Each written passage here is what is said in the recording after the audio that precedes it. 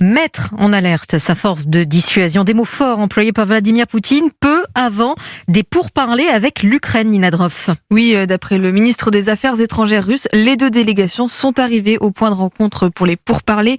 Les deux parties ont fini par se mettre d'accord pour un point de rendez-vous à la frontière biélorusse près de Tchernobyl. Mais pour la délégation ukrainienne, il n'est pas question de céder à la Russie, comme le précise Dmytro Kuleba, le chef de la diplomatie ukrainienne. Nous avons accepté d'envoyer une délégation à la frontière entre l'Ukraine et la Biélorussie. Nous allons écouter ce que la Russie a à nous dire. Mais nous n'allons pas nous rendre. Nous n'allons pas capituler. Nous n'allons pas abandonner un seul centimètre de notre territoire.